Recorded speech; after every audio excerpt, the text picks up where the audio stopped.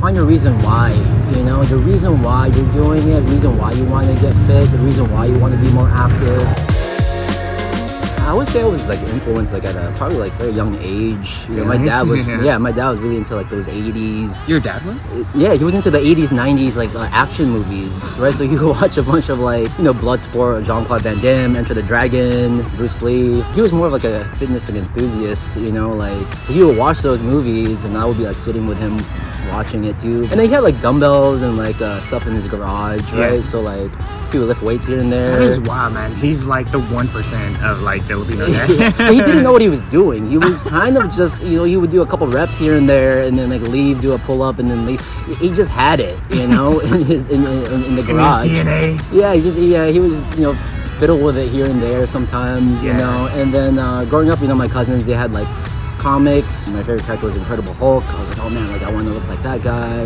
We would play like a lot of like Mortal Kombat, and then watch Dragon Ball Z. So like, you know, go all shredded. I'm like, oh man, like that's. So I think I was influenced at a pretty like a younger age. You know, just kind of being surrounded by that. And then, I mean, all throughout high school, you know, I would work out here and there. I had my own like Bowflex at one point. So I was always kind of like dabbling with fitness here and there. I didn't really know what I was doing. As a kid, you know, like teenager, I was very skinny, fast metabolism. Filipino kid? Skinny Filipino kid. Ate whatever, a lot of fast food, but then I had a really like fast metabolism, so I just kind of stayed skinny. And then I think maybe like 9 years ago, I kind of wanted to take it more seriously, and like I kind of wanted to see actual results. You know, I'm like, look, I've been like dabbling with fitness here and there, off and on, and like I actually never was able to gain muscle really. You know, I was never able to get like lean like those, you know, 80s, 90s action figures or action movie stars, right?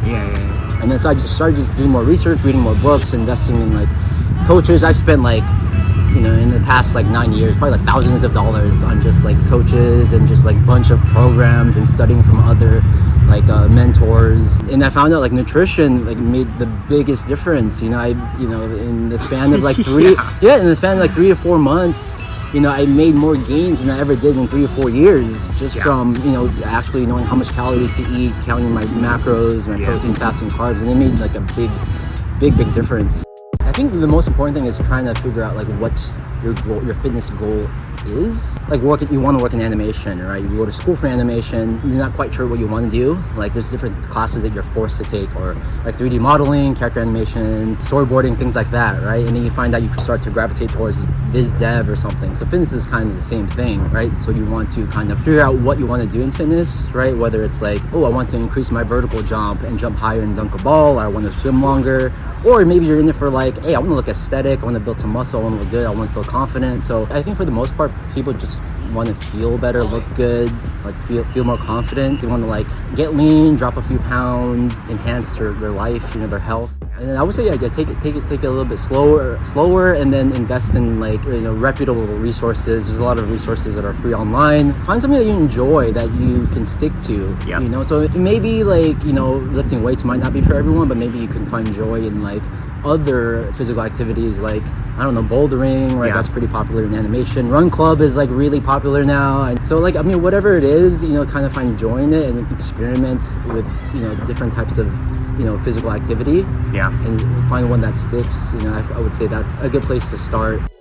But one, nutrition is the biggest part. Depending on where they're starting at, if you feel like your body fat's a little higher, you know, go on a little caloric deficit and then eat less calories than you burn. But if you're looking to put on more size, then you probably want to eat at maintenance. You probably don't even need to go on the surplus. If you go just lifting weights, then you're going to build muscle a little bit faster with proper, obviously, training and nutrition paired up. You know, like I don't really count training unless like the nutrition's optimal. So like if your nutrition's not optimal, then your training is not optimal. So you're not going to probably get the results that you're looking for. Yeah, I would say 75% is like mostly nutrition. You know, like you got to kind of see it as like fuel for your body, right? Like a car isn't going to run without gas. You got regular gas, you got 87, you got the premium 91, right? So what do you want to put in your body, right? 91, right? You want to be using premium gas to fuel your workouts. So it's definitely going to show, you know, in your performance in the gym, you know. So if you're going to the gym day in and day out, 6-7 days a week, and you're like plateauing, you're not getting stronger, well, you got to look at your recovery, right? Your recovery management. Maybe you're going too hard,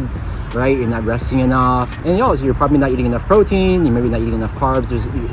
There's a lot of things going on. So you can't just be like, oh, I go to the gym every single day, I'm not seeing progress. Well, what are the other things are you doing? You know, are you optimizing your sleep? Are you optimizing all that stuff? If you're not, then you're not going 100%. For me, like, I take like a cyclical approach when it comes to nutrition. So usually 8 to 9 months out of the year, I do eat at a slight surplus of calories to see progress in the gym, you know, see my lifts go up. And this is for me, you know, it's not going to be for everybody, you know, depending what your starting point is. You're relatively lean all year round, you want to probably increase your calories just a little bit, and then maybe 3 to 4 months out of the year, you kind of decrease your calories, you go on a deficit to kind of see the fruits of your labor, and just to kind of see what areas you want to work on. And this is like probably just most like for aesthetics, right? Or like you're trying to build certain parts of your body and stuff like that. That's usually how I go about with my nutrition, you know, and I practice flexible dieting where just as long as it fits my calories and you know, my protein, fats, and carbs, then pretty much anything goes. Obviously eating a little bit more is a bit more forgiving, it's a little bit easier when you're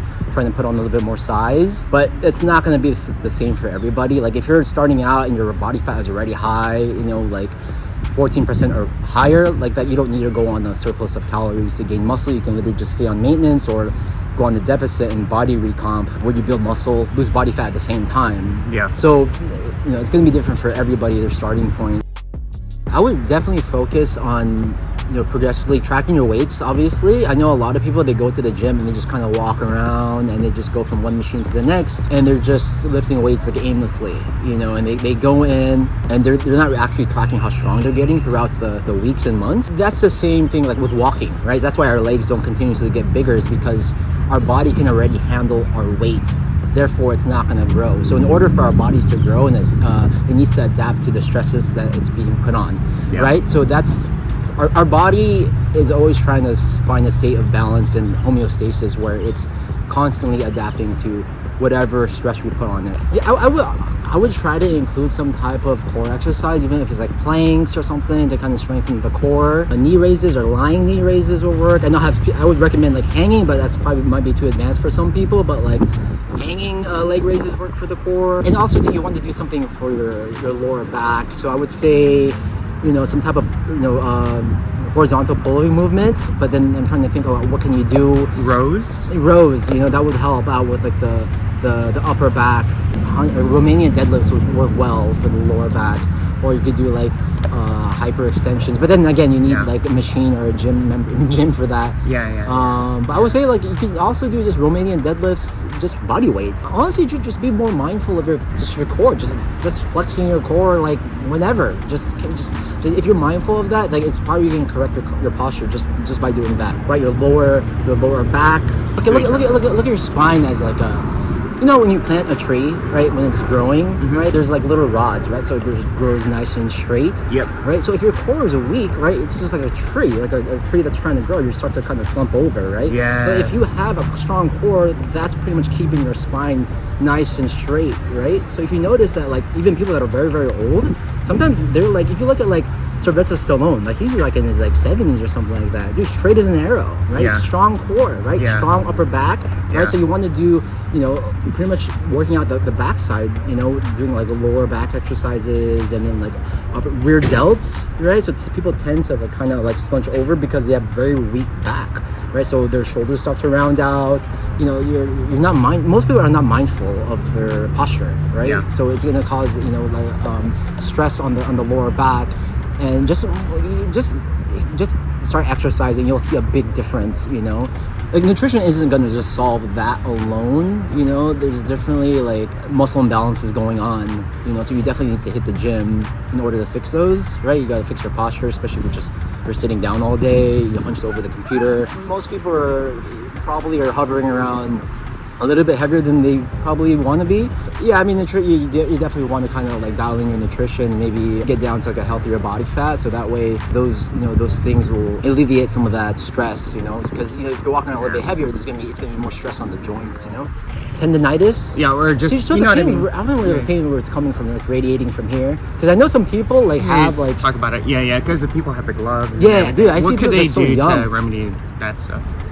I would say, forearm exercises, so you can get like a weight and kind of like forearm exercises, a few reps, like 1 to 2 reps, maybe up to 8 to 10 reps. Do you ever get like pain from Yeah, control Z's and stuff like that. Yeah, I mean, like, the same thing. Again, wrist stuff, right? Yeah, wrist, yeah. Some of the stuff we just mentioned, would probably help, alleviate some of that, the stresses on doing some of the keyboard shortcuts and stuff like that. Yeah.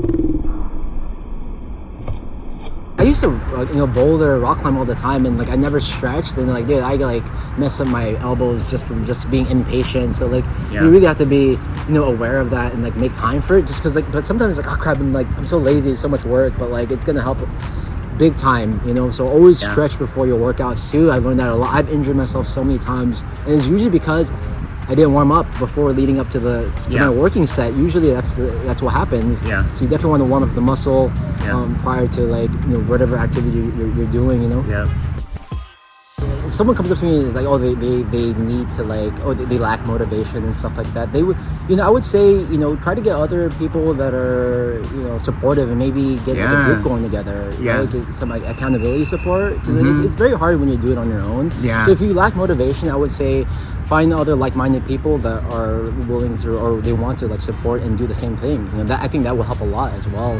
Hire a coach. Hire a coach. Get a mentor. Because as an artist, right, you're studying other people's art as well. You look up to other artists too, and you learn from them, right? So that should be the same thing with fitness too. Whatever your goal is when it comes to fitness, learn from someone that already does that and they're already good at it, right? And mimic that, and then kind of make it your own. You want to have like some little milestones to help motivate you. Little set goals. I see weekly goals, because like I said before, you can see progress within the first week of training with nutrition paired up together. I would say you want to both combine together, because I don't really count training unless your nutrition is optimal. You're working in the industry, working on your art, right? If you don't see progress, it discourages you from continuing on, right? So like, I feel like you need to go in there and you see weekly small wins, week by week, and then that kind of motivates you to kind of continue on and do it, right? Because like, who wants to do something and you're not getting anything out of it, And I'm not talking about like, oh, I gained all this muscle in a week. I'm talking about very small wins, like I got an extra rep in. Hell yeah. I increased the weight by 1.5 pounds. Yeah. Those are the things you want to look for, because those are going to add up over time. Yeah. It's going to, it's cumulative, Find your reason why, the reason why you're doing it, the reason why you want to get fit, the reason why you want to be more active, whether it's like, in the long term, or like, it's because of your family, or maybe your doctors. Like, you never want to go to the doctor and be like, oh, the doctor's like, oh, you gotta like lose this and that, or do this, or else your health is in jeopardy. Like, you don't ever want to get to that point. That's why it's better to start earlier and have your reasons why you want to increase your health and like longevity.